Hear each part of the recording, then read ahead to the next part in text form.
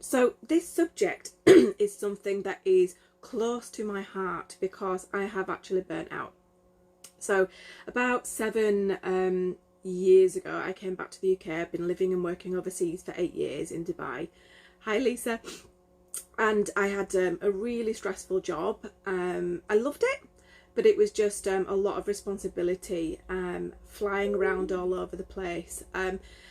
Brilliant, but also exhausting. And I didn't realise it, but I was actually burning out over the years. Looking back, there were definitely some red flags and some trigger points that I now know. But at the time, you know, you've got this kind of closed vision on your life and what you're doing. Hi, Lisa, lovely. So, overwhelm, oh my goodness, it is something that I still often battle with. And I think it's part of my nature. Maybe it's part of nurture as well. And I won't be going too in depth into that kind of thing. But for those of you that don't know me, I'm a hypnotherapist as well, yoga teacher, NLP coach and practitioner. So a lot of this mindset stuff and this deep subconscious work is really, really a big part of it as well. But also, you can just be a natural kind of go-getter type of person, and you just like love life and you just want to do everything and see everything, and that is amazing. But what can happen with us is that we can overdo things. How many of us overdo things a lot? And you know, when lockdown struck the first time, the first one, you know, I think a lot of our life lessons came out, and for me one of those was overwhelm. So I did what I knew I could do. I'm a great firefighter, I'm a great at kind of, you know, just jumping on things, and thought, right, I can help in the way that I know how, which is to give, which is to help people with anxiety, with overwhelm, with all these kind of things. Meanwhile, simultaneously, I'm burning myself out again. So this is not a pattern that can be changed overnight. It's not something that you can go, do you know what, I'm burning myself out and I'm not going to do that anymore. It's a little bit like when you're trying to get fit. You know, you don't get unfit overnight. So it's not that you can become fit overnight either. It's a journey and it's a process, and it's working with some of your deep core stuff. So it's taken me quite a few attempts to kind of recognise my red flags, what is triggering me and how to solve them, how to come out of it. And each time I do it, it gets that little bit easier, it gets that little bit less intense. So I guess what today is kind of looking at what are your red flags actually. And I'm going to be telling you a little bit about my story and using some kind of diagrams. I'm a diagram kind of person, just to kind of show you visually where my head is at in terms of a breakdown. So mine, I would call mine an endocrine breakdown, which was 7 years ago because all my hormones were completely messed up. Hi Jessica, Michelle, who've just joined. My hormones completely messed up, and that is what adrenal fatigue is. So adrenal fatigue impacts all your sex hormones as well and everything else. It's all connected, isn't it? So it was accumulation over many, many years of overworking, overdoing, over people pleasing, being action orientated and not giving myself any downtime. And I guess the triggers, or not the triggers, the red flags for me was that I started to first of all get migraines. I had migraines a lot. Now they are my red flag in a good way. I really bless the time when I have that, because it tells me when I'm overdoing it. I don't get migraines anymore. If I do, it's definitely because I've overdone it, either physically or mentally. The other things were things like insomnia. I had insomnia for years. On a subtle level, it's things like I might get more snappy. I might just feel a little bit more emotional. I might just feel like I can't do the normal day-to-day stuff, like even make the bed or, you know, do the washing up, things like this. So it's looking at what are your red flags that tell you, you know what, I'm out of balance. And it's okay to have all those feelings. It's okay to, you recognise that, Kelly. It's okay to have all these things. All they are is messengers. So I had really high anxiety for a long time for various different reasons. And there's a whole story behind all of those things. Probably similar to yourselves. You know, we've all got these different life experiences, but somehow there's some similarities between us. And I had anxiety for years, and it wasn't until I kind of recognized that I was living in high anxiety all the time that I had to rewire what was going on. So the subtle things like snapping, being emotional, not being able to do the day-to-day stuff now becomes the new red flag to me to tell me, hang on, you need to change. So we're allowed to feel angry, we're allowed to feel sad, we're allowed to feel anxious. These things are always part of our normal everyday experience as a human. But when is it becoming too much? When is it that you're just always feeling angry, or you're always feeling sad, or you just don't feel like you've got enough time for your children or a friend, or you're never saying yes to social events? This is when it started to kind of become too much and it's taking over you. And sometimes it takes a breakdown to have the breakthrough. And I've had lots of different breakdowns. Some, you know, from really intense, like really knocking me out for years, which is adrenal fatigue, to just, you know, sitting on your bed and crying and going, this is just not working, or I need to tweak something here. Or anxiety comes from a positive intention. All these feelings come from a positive intention, just to say, hey, listen up, you might want to just tweak that a little bit, or you might want to just change that. So it's your soul kind of calling out to you and going, right, what can we do here? And going from that place of despair to come into a place of, what can I do? And that is the shift, isn't it? Because we all have those feelings, but the difference is, how do we actually shift it and bring our empowerment back and go, right, okay, how else can I do it? How else can I do it?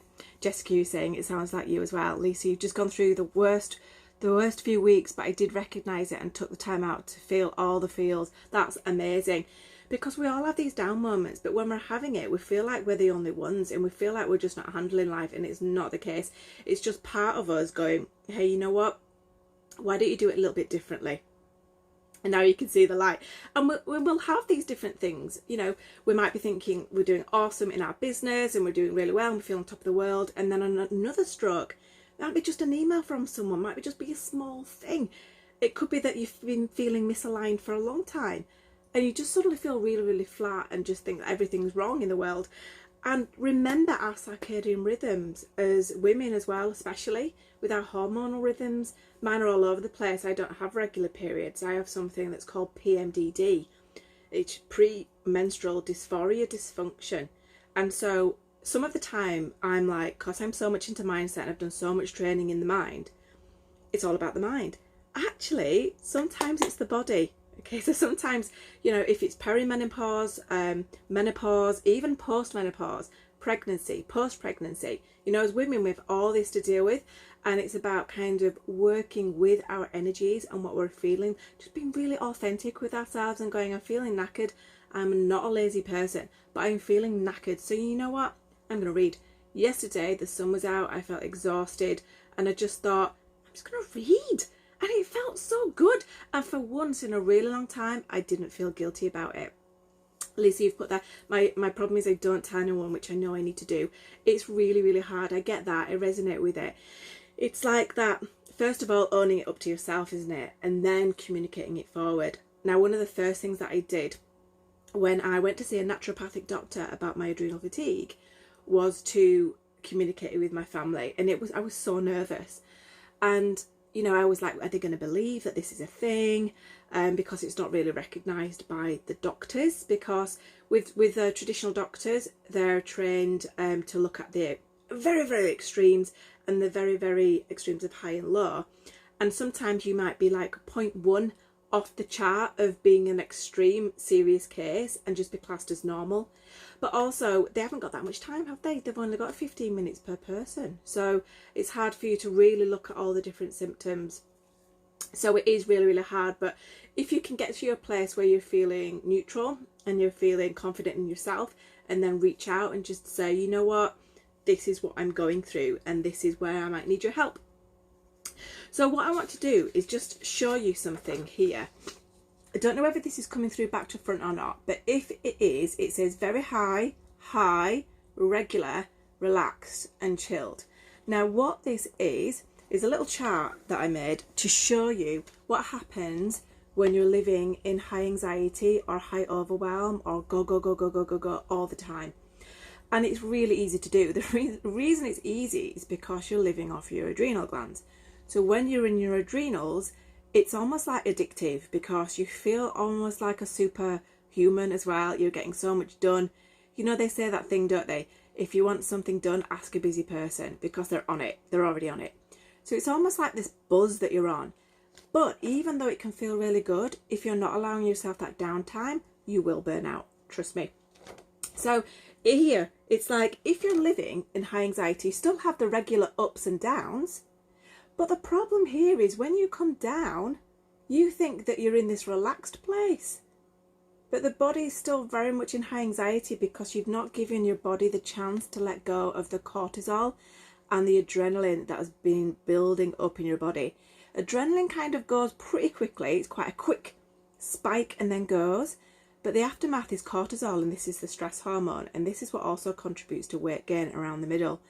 And cortisol stays in the body for a really long time. So it could be something that like 2 days ago you were really stressed about, and then you're reaping the results of that anxiety days later. So we think, oh, you know what, I'm so chilled, I've taken such a long break, and that's really enough for me. It is not. When you're living in high anxiety, the other thing that happens is that your body starts to think that this is normal, and this doesn't exist. Even if you think, I've gone for a massage, I've taken a meditation, that is enough, it's not. Now, if you were maintaining your well-being, that would be enough. Yeah, brilliant. Massage and meditation is like my two most favourite things in the world. But if you're in extreme high anxiety all the time, you need longer, you need more things to bring you back down to normal. Then you can go high flying again. But it's all about being aware of yourself, what your red flags are, what is triggering you, and then what works for you. And what works for you might be different to what works for me. It's all about self-awareness. And the only time we can get self-awareness is when we press pause. You know, that's why when we try meditation, we try to go to sleep, that the mind's like beep, beep, beep, beep, beep, beep, beep, because the subconscious is trying to go, right, now I've got you. Listen up. There's all these things I need to tell you, and I know it's going to sound really negative, and I know that you're not going to be able to sleep because of it, but I need you to listen. But as I said, these negative thoughts and comments are actually coming from a positive intention. It's just trying to get your attention, hence nightmares, hence symbolism in dreams and things like this. So when we're trying to relax, the mind just wants to tell us what's wrong. So that's why we need a little bit more self-care when we're feeling out of balance, more than the average person. But when you're in balance, you can definitely try extra things and do more stuff physically and all sorts. When I was completely burnt out, I couldn't even do exercise. So even though I know exercise is really good for anxiety, I was at such a state that that was still stress and trauma on my body, which would knock me out further. I could only do very, very gentle walks or very, very gentle yoga. And that's the kind of yoga that I teach now, very, very gentle. So it's about listening to where you are. Lisa says, so do we need to do more self-care if we are more busy? That's it, right? And that is why it gets really hard, because when you're busy, it feels almost impossible to take a pause. And there's a couple of reasons behind that. First is those self-beliefs that is driving that overwhelm in the first place, which is, I need to prove myself, I need to be amazing because I don't feel like I am, I don't feel like I'm doing enough, so I need to do more. So there's some deep rooted stuff going on there. But the other one is also the physical stuff that's going around in the body because you're too busy, and that is the adrenaline and the cortisol. So when that is happening, we find it really hard to take a pause because we're just wired, aren't we? It's like bam, bam, bam, bam, bam, bam, bam, bam, bam, bam, bam, bam. Have a break. What? It just doesn't even feel right. So it's almost like you have to force yourself to do it, because if you don't force yourself, your body or your mind will make you. Like you said there, Lisa, sleep and cry. You know, we cry, we have these breakdowns because the body's just going, I can't take any more. So it's like, it's going to make you. And if you leave it and leave it and leave it, if you stay in this level for such a long time, you will have some kind of longer term breakdown or physical issue within the body, because it will manifest that way, or sort of, you know, it's going to impact your mental health for sure. you're talking to you're right in my mind. Yeah, I'm really glad, because I feel that this is adrenal fatigue is called the disease of 1,000 names, because it goes under so many different things, but it's not formally still recognised, and yet there are so many naturopathic doctors and functional medicine doctors that, you know, have been learning this stuff for years.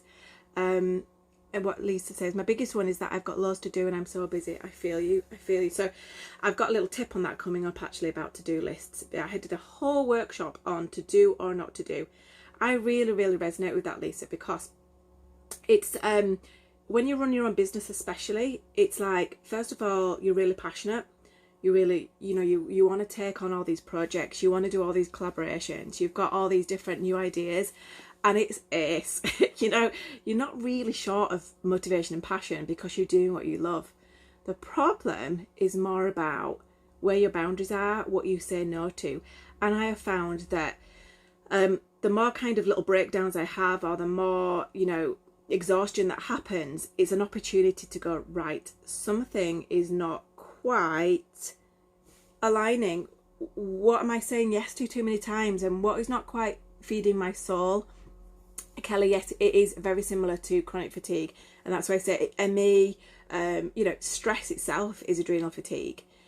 Adrenals are you know, they're two adrenals that sit on top of the kidneys, and they are drawn upon for energy. Now, caffeine, for example, I love coffee myself. So, what it does is it depletes the adrenals. I'm just sidetracking here because it's a little tip that I'm just bringing in. It depletes the adrenals. So when you're tired and you take a coffee, generally it wakes you up. Now, this is a really super important tip to understand if you've got adrenal fatigue or not. If it doesn't wake you up, it's because you're fatigued. So what it's doing is, if you imagine like the gas in the car, and there's no petrol left, and then you're trying to drive, it's going to really knock it out even further. So drawing upon your adrenal glands when they're already exhausted is not going to work, and it's going to make you really super fatigued. So it's almost like you have to cut coffee out for a little bit when you're really, really adrenally fatigued. I do have a whole blog with a video on what to do if you're at that level, so I'll post it in the group. But that's one of the things about adrenal fatigue. Loads and loads of tips to help you with that, like, for example, Himalayan rock salt, Soleil drink, where you mix, you basically put all the Himalayan rock salt into a glass jar with water, and you let the water turn pink, and then you take a spoon of that water and you put it into like a pint of water. It sounds disgusting, but if you mix it with lemon and you don't put too much in, it becomes a natural electrolyte. It's got like 80 plus minerals, trace minerals in there, and it'll just lift you. I'm really glad that you needed this today, because, you know, it is part of my mission to tell people that they may be overwhelmed, and maybe is just, honestly, you probably are. Because if I'm completely aware of it and I still get to that place, then it's like, it's a universal condition. It's like, it's almost like it's trendy to be busy, and it isn't, okay? What is great is reading books like The 4-Hour Working Week and trying to figure out how to shift how you do your work. So I'll post that, Lisa. I'll put that in the group, all the tips and stuff to do with that. What I want to look at is also triggers. You mentioned about the mind and trying to get the mind. Yeah, Lisa, it's so hard to even go there with men as well. But what you'll see is one of the symptoms of adrenal fatigue is craving sweets. So if you're doing that, craving coffee, craving sweets, and waking up at funny times in the night, and having a slump around 3 o'clock in the afternoon, but having a peak at around 9 or 10, that is some of the symptoms. So triggers in the mind, before I come on to some of the tips today, some of the triggers. So what I say is, look out for your red flags. What are your specific symptoms? 2, because it's not about suppressing them, it's about honouring them and going, okay, Nick, you're being a bit snappy today. What's going on? Is this something that is just hormonal? Is this because you're not eating right? Or is this because you're doing too much? 2, your triggers. What is it then? What is it that gets you into that place? And it doesn't have to be a negative thing. It could be that, like I was saying, you're just really inspired by some projects that you've got in your mind. or it could be a certain person. And this comes on to an exercise that I like to do called drains and radiators exercise, which is looking at, it's sometimes it's so hard to be authentic with yourself, but sometimes it's specific people. It can be specific places that you go to. It could be a certain part of your job. When I first came out of corporate and I started to do yoga and wellness, I was doing about 11 yoga classes a week, and I was really, truly burning out. And I remember thinking, I felt really sad because I thought I changed career. I'm doing what I thought I wasn't meant to be doing, but I just feel like I'm dreading. And I realised when I was really honest with myself that I really love to do yoga, but not all the time, not that much a week, because I was missing my own personal yoga practice and it was taking that away from me. And so once I really looked at that, and journaling really helps with it, I do a lot of online 10-day resets with this in mind, is when I looked at it, I was like, you know what, you like yoga, you just don't want to do it that often. So I changed it.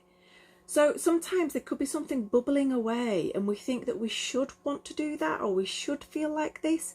And should is a very difficult word. It's a word I try to avoid. I either choose something else like I love to, or I choose to. And if that doesn't sit right with me, then it's something that maybe needs to go. So triggers and people and places and things that you do or don't do, are these things taking your energy? And is it time to have a little sit down? So as I said yesterday, I did a little bit of reading. So Lisa, you mentioned about just having so much to do. And I had so much to do.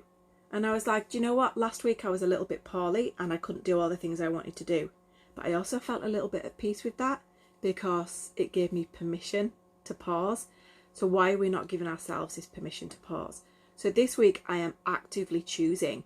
I'm going, right, okay, there's something bubbling inside me that's just not quite sitting right. So this week I'm going to do a little bit of reading, I'm going to do a little bit of writing, and I'm only going to do things that are absolutely on my list, like the bare minimum. Can you imagine? Every day normally I wake up and I go, what is the, absolute all that I can fit in today? And I'm like, yes, and I usually feel great, I've done it all.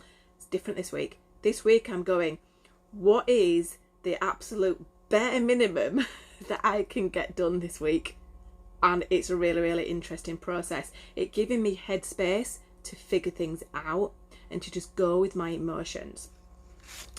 So what I wanted to say with you before we go, because I know that time's ticking on and I don't want to take too much of your time up, especially if you do have lots of things that you want to do. There's a little quote that I want to end with, but I want to just address what you said there, Lisa, about the to-do list. And I actually have a little sample here ready for you. What I do with my to-do list is I categorise them. Again, it doesn't matter what it says here because it's up to you. I put things into this 4 block. And what I tend to do is, this is how I work in my head. I have random ideas that come into my mind all the time. I'm quite a creative person. And that can be a hindrance and something really great at the same time. But what I do is I actually voice record all my ideas, and I put them into a voice recorder and I put them away.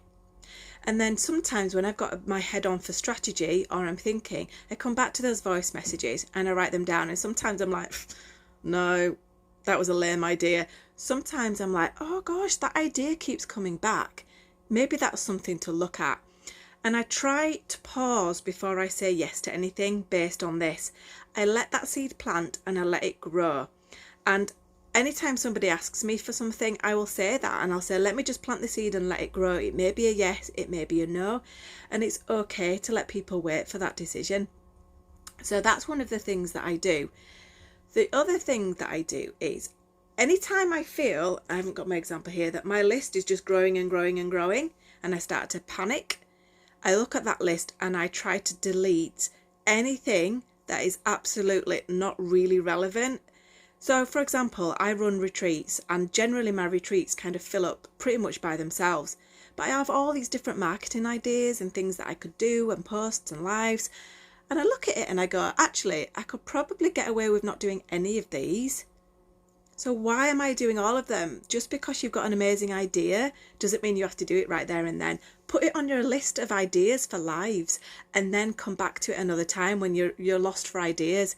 You know, let some of them just go off into the ether, off into space, you know, or write them down in a list that I call my list for the universe, which is nice ideas to have maybe at some point. But I don't actually put them on my to-do list. And that is like a real shift. You're working on the bare moon, it's brilliant. Yeah, and your Trello board, yes, and then come back to it.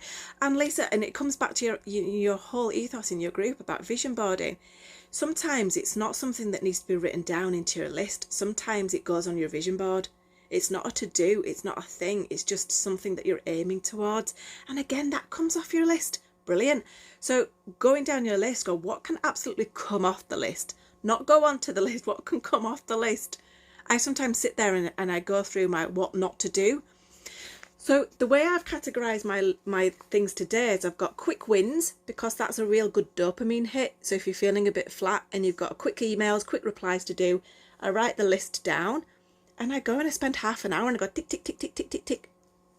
Now recently on my Samsung phone, which is an absolute blessing, I don't know if you had this on iPhones, but you can set it to me time and weekend time, and I started to do that this weekend. And I was amazed at how many times I actually pick up my phone to check for an email, to check for a message. And honestly, even if you don't check for a whole weekend, there's like, what, 4 or 5 things, and some of them are just like, oh, that's nice to know. There might be just 3 things that you need to reply to. And the headspace I've had from doing that is just amazing. So I've now decided that evenings and weekends are me time, unless I'm doing some work stuff. And all you do is communicate that forward, and people get to know that new space, and they also get to know that you're leading by example, and they probably will end up doing the same thing themselves. So that's a really empowering moment. Another one I've put on here is strategic.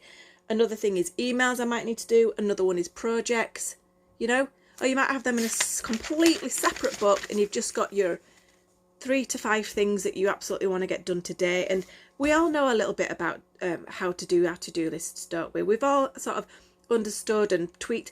But I think it's about refining it for you. And whenever I feel it gets too long, I just rip it all out and I start again, and I take things off and I put them into different areas. So those are some of my tips.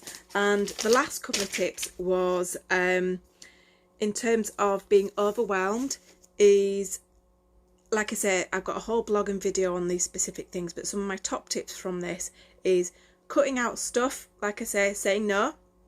I have a whole other workshop on saying no. I had to learn the hard way because my energy wasn't there. I just had to say no. Working with ashwagandha. Ashwagandha is an adaptogen herb. So if you've got too much cortisol or too little cortisol, it will naturally balance that out in the body. I did this on a Herbs for Health course. Just an absolute magic of nature. That's all written down in the blog, so you don't need to remember the name. Aromatherapy, one of my go-tos when I was going through grief. This is how I got introduced to aromatherapy. Neroli specifically is really, really good for anxiety. Neroli. I use these Altera colour oils. I import them from France, and I do sell them on if you were interested in them, but I used to use them in Dubai, so I've been using these for 13 years and I've only just started sharing them around. My little secret, and there's 14 different colours, and you choose them intuitively to what colour you're drawn to. This is Serenity. So aromatherapy, putting things in the bath, you know, just taking a breath. If you did want to just do a little breath with me, I'm going to do that with my oils. But I did want to end on a quote, so I know that some of you will have to go, but those of you that want to stay, I'm just going to do a very, very short breath with you. My quote for you is by Will Smith, and it says, "Never make a decision when you're in a bad place." I think for obvious reasons, but also never make a decision when you're in a really good place. And I think that's because sometimes when you're on a high and you feel like you can take on the world, as amazing as that is, there could be a drop, there could be a plateau, there could be a blip. Always have a little bit of buffer around the energy that you have and the time that you have and the to-do lists that you have. You know, what if you got ill? What if this or the other? Have a little bit of a buffer. I saw this quote once that I share a lot in about adrenal fatigue, is that just visualize yourself walking along a cliff's edge. Okay, it's a really, really windy day, and if that wind knocks you over, you're going down that cliff. And you know, it's going to take a really long time, a very painful experience to climb yourself back, and I've been there, or worse. Okay, but if you take a few steps away from the edge and you're walking along and the wind blows you over, you may stumble, you may fall down, but you will still get back up. And that is the difference, to just give yourself a little bit of a buffer to help yourself out. We don't have to work to our max every single hour, every single day. What about enjoying a nice cup of tea? It takes 5 minutes. Preparing a nice food for yourself. This is also self-care. So I want to thank you so much, Lisa, for having me, and everyone for being interactive. It's been really great. If you want to just take a breath, because even talking about anxiety can raise or trigger that within you. So I'm just going to use my Serenity oils here. I'd like you to just take 3 deep breaths with me. That's all. It takes minutes, even seconds. You can do this anytime through the day. Let's do it together. Just release the breath. The second breath, I want you to blow it all away, anything that's come up for you. Every part of the breath, completely releasing the breath from your lungs, from your belly. The third one, I want you to do a nice sigh. Inhale.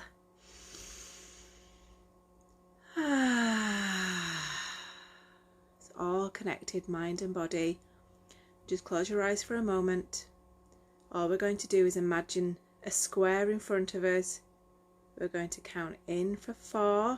The left side going up, 2, 3, 4, out, 2, 3, 4, in, 2, 3, 4, out, 2, 3, 4. Keep that going, and as you're going, counting in for 4 and out for 4. We're going to change the shape of the square to a rectangle.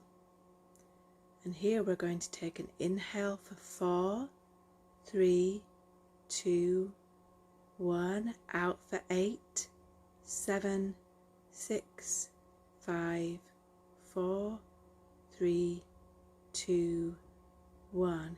Inhale for 4, 3, 2, 1. Exhale 8. Keep counting. The longer exhale brings oxytocin into the body. This is the love hormone, the feel-good hormone. When we laugh, when we cuddle, and when we take a longer exhale than inhale. So even if that is in for 4 and out for 5, that's absolutely fine. As your body starts to trust you and your mind starts to relax, you'll be able to take deeper breaths. Let's just take a couple more rounds as the mind begins to relax. As the face also softens and you relax your shoulders, and you allow yourself this gift of just a few moments closing your eyes. And you can breathe normally now. You can let all of that go and just simply sit, letting the body relax, physical tension melting away.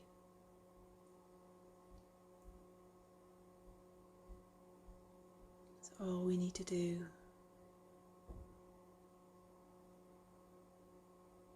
Reminding ourselves that we are amazing, that we are enough,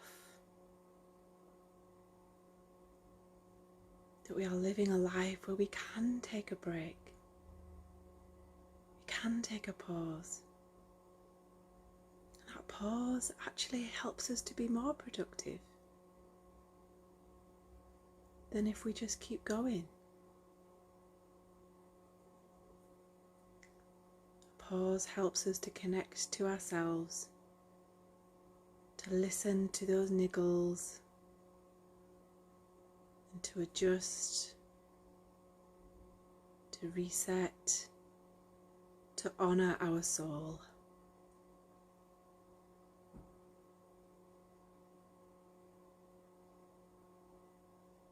So be your amazing selves today, and that amazing you being empowered, making the choices that are right for you, listening to your body, the niggles, and making those tweaks, whether it's a small subtle change or a big decision. Trust yourself, trust the universe, trust the divine timing and the flow of life. Take a deep breath in, and blowing away anything that we don't need today, thoughts, feelings, behaviour, people, places. Let's do that again. A nice deep breath in, blowing it all away. One more with a sigh, inhaling. And well done for taking some time out for you. Gently blinking your eyes open. Just a little meditation today. And if you want more of those meditations, I do lots of things in my group, Inspire a Wise Tribe, lots of freebies and things in there. So feel free to join along. And once again, thank you so much everyone for being here, and Lisa for inviting me along. And hope to see you again